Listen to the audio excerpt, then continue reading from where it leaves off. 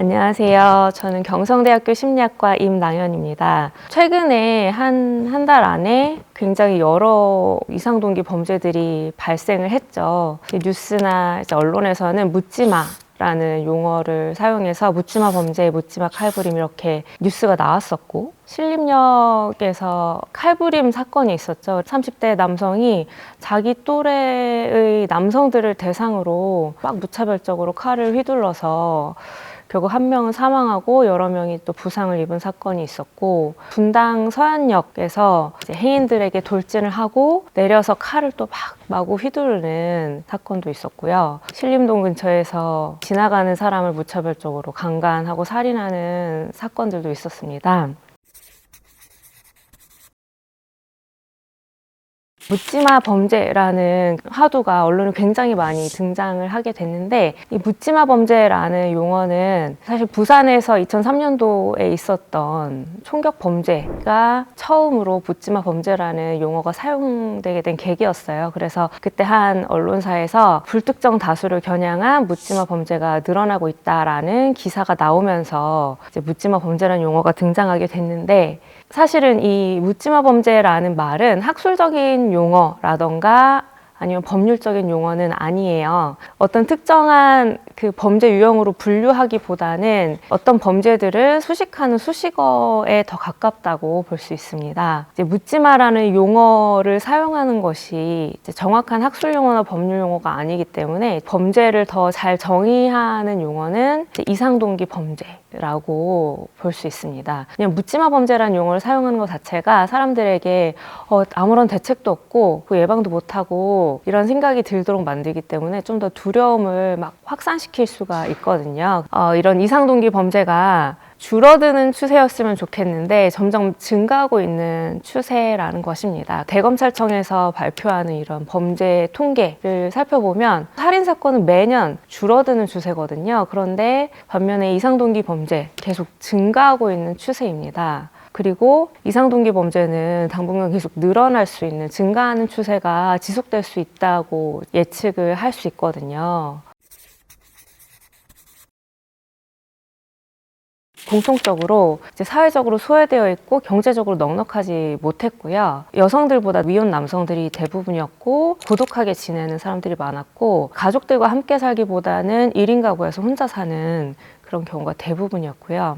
그리고 많은 경우에 전과 기록이 있었어요. 폭력이나 상해 같은 이런 강력 범죄에 전과가 있는 사람들이 이제 많았습니다. 그리고 일부의 경우에는 정신적 질환을 가지고 있는 경우도 많이 있었어요. 조현병, 그리고 우울장애, 망상, 충동 조절, 분노 조절 같은 데에서 문제를 가지는 경우가 많이 있었습니다. 그리고 이제 대인관계적인 문제가 많이 있었어요. 자기가 친구라고 이렇게 믿고 소통하는 그런 사람들이 없거나 굉장히 적거나, 폭이 좁을 뿐만 아니라 소통을 하거나 이렇게를 잘 하지 못하는 것으로 나타나요. 사람들은 나에게 적대적일 거야. 사회에 대해서, 대부분의 사람들에 대해서 불신감을 가지고 있는 거죠. 그런데 이 대인관계 고립이라는 속성이 심각한 문제의 중심적인 이유 중에 하나라고 볼 수 있을 것 같아요. 사회적 지지를 해줄 수 있는 사회적 연결고리, 연결망이 부재하다 보니까 스트레스를 되게 취약하게 되고 부정정서가 막 쌓이게 되면서 잘 해소하지 못하고 감정을 막 폭발시켜 버리게 되는 거예요. 이 사회가 결국은 다 내가 이렇게 불행해지는데 기여했어 라는 생각으로 그냥 불특정 다수한테 그 화를 푸는 거죠.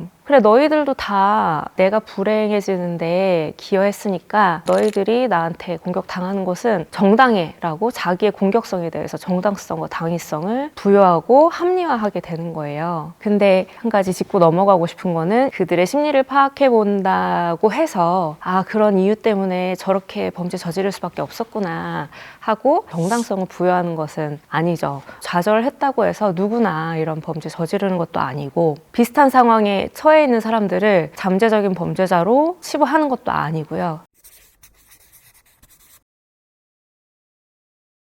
이상동기 범죄를 저지를 만한 이제 환경들이 만연해지고 있다라고 생각이 돼요. 청년 세대들이 사회적으로 점점 고립되는 사람들도 많아지고 좌절감을 느끼는 사람들도 많아지고 있잖아요. 이제 부모보다 가난한 첫 세대다라는 말을 하잖아요. 그만큼 요즘 청년들이 경제적으로 윤택하게 자기 힘을 통해서 잘 살아가기엔 사실 굉장히 힘든 세대가 된 거죠. 사회심리학적으로 생각해 봤을 때 첫 번째로 제가 들 수 있는 이유는 소득의 불균형이라고 생각할 수 있을 것 같아요. 행복 연구자들 혹은 사회심리학 연구자들이 연구한 결과를 보면 소득이 균등하게 분배되어 있지 않으면 사람들의 행복이 높아지지 않는 거예요. 공평한 성장은 행복한 성장이고 공평하지 않은 성장은 불행한 성장이다라고 이야기한 연구자들도 있을 만큼 소득이 행복으로 이어지기 위해서는 균등한 분배가 필요합니다. 특히 이제 미국에서 이루어진 어떤 연구를 보면 저소득층들일수록 소득의 불균형과 불행의 관계가 더 강하게 나타났어요. 그 이유가 이 세상 너무 불공평해. 그리고 난 이 세상을 신뢰하지 못해라는 느낌 때문에 이제 불행해진다라고 연구자들이 보고를 합니다. 또 한 가지 이유는 사회 비교를 들어볼 수 있을 것 같아요. 사회 비교란 다른 사람들과 내 처지를 비교하는 걸 말하는데요. 이제 한국 문화는 집합주의 문화이거든요. 그래서 이제 관계가 중요하고 다른 사람들 속에서 내가 잘 스며들고 조화를 이루는 것이 되게 중요하기 때문에 다른 사람들과 비교하는 것에 더 많이 집착할 수 있어요. 왜냐하면 남들과 비교해서 남들만큼 혹은 남들보다 더 잘 내가 살고 있는지를 계속 스스로도 평가하고 저 정도면 잘 사네, 좋은 평가를 받는 게 한국에서는 너무 중요한 거예요. 그러다 보니 지속적인 사회 비교가 이루어지게 되는데 소득의 불균형이 큰 지역, 큰 나라일수록 이 사회 비교가 더 행복에 파괴적인 영향을 미치게 되거든요. 왜냐면 소득이 균등하게 분배되어 있으면 사회 비교를 해봤자 다 비슷비슷한 거예요. 다른 사람이랑 비교했더니 나랑 쟤랑 비슷하게 사네? 이러니까 사회 비교를 해도 행복을 떨어뜨리는 효과가 덜한데 빈부격차가 심한 지역, 동네에서는 사회 비교를 하면은 굉장히 불행해지는 거예요. 그리고 또 한 가지 중요한 원인 중에 하나를 생각해보면 한국은 물질주의가 강한 나라에 속해요. 돈이 많으면, 물질이 많으면 행복해질 것이다 라고 생각하는 그런 태도나 가치관이거든요. 돈과 행복이 관련이 있냐와는 별개로 물질주의적인 믿음을 가지는 것은 반드시 불행과 직결됩니다. 돈이 있어야만 행복할 수 있어 라는 생각은 사람들을 불행하게 만들고 우리나라 전체적으로 물질주의가 높다 보니까 이제 한국인 전체의 평균 행복 수준을 저하시키는 데 기여하는 중요한 이유 중에 하나로 꼽히고 있어요. 큰 엄벌이 있다고 해서 범죄를 이렇게 억제하거나 예방하는 효과가 검증되지는 사실 않고 있거든요. 범죄가 억제되지는 않을 것 같아요. 왜냐하면 이 범죄를 저지른 상황에서는 내가 이 범죄를 저지르고 감옥에 가면 몇 년 살다가 나와서 다시 사회에 복귀해야지 이런 미래를 잘 계획할 수 있는 심리 상태가 아니고 자포자기 나도 불행하니까 나처럼 너네들도 다 같이 불행하자 그런 심리가 막 폭발하는 것이다 보니까 감옥에서 오랫동안 있어야 될 수도 있겠구나 이런 생각으로 그래 그러면은 하지 말자 이 범죄 저지르지 말자 이렇게 이성적인 판단을 해서 범죄가 일어나지 않는 것은 아닌 것 같아요. 그래서 피해자들 생각해서 혹은 이 사회에 미친 악영향을 생각해서 큰 그 형량을 부과하고 이런 거는 필요할 수 있지만 이 범죄를 바로 억제할 수 있는 그런 효과는 없다고 생각하기는 좀 어려운 것 같아요.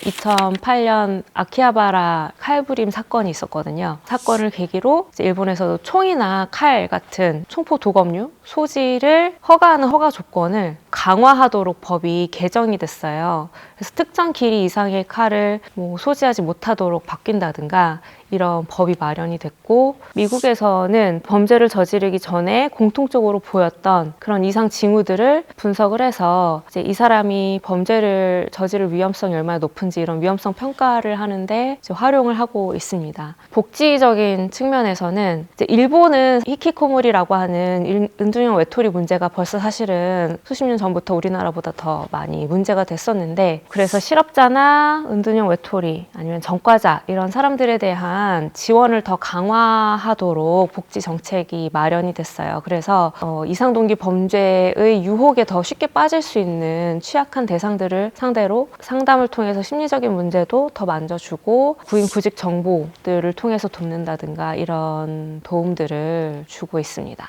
이제 또 한 가지 중요한 접근은 이제 치료적인 접근인데요. 이상동기 범죄를 저지른 사람들은 공통적으로 내 잘못이 아니야. 내 이 만성적인 불안, 반복적인 좌절감 이거는 사회 탓이야, 남 탓이야, 저 사람들 탓이야 라고 하는 이런 인지적인 어떤 패턴을 가지고 있어요. 잘못된 방향으로 외부로 내 불행을 귀인하는 이런 경향성을 특히 뭐 전과자들을 대상으로 해서 인지행동 치료 프로그램을 통해서 사회 복귀하는데 좀 도움을 준다든가 우울장애를 가진 환자들이 깊은 무기력감에 빠지지 않도록 태도를 치료해주는 접근을 더 열심히 취한다든가 이런 방법들이 있을 수 있을 것 같습니다. 운이 나빠서 마침 그 범죄자 옆에 있던 분들이 이런 피해를 입으시다 보니까 불안감도 극대화되고 또 되게 사람이 많은 곳에서 이 범죄자들이 저지르는 경향이 있거든요. 그렇다고 해서 저희가 또 삶을 살아가지 못할 수는 없잖아요. 어딜 가든 자기가 스스로 보호할 수 있는 뭐 비상군 어디 있고 이런 기본적인 안전에 관해서 좀 신경을 쓰고 그런데 사실 이런 방법을 통해서 근본적으로 막을 수 있는 방법은 없는 것 같고 그래서 이제 사회 전체적으로 전반적으로 많은 노력을 들여서 이런 범죄 발생 자체를 많이 억제하는 그런 방식으로 예방을 해야 될 것 같아요. 제가 준비한 주제는 여기까지이고요. 제 주제가 재미있었다면 좋아요, 구독 버튼을 눌러주세요. 감사합니다.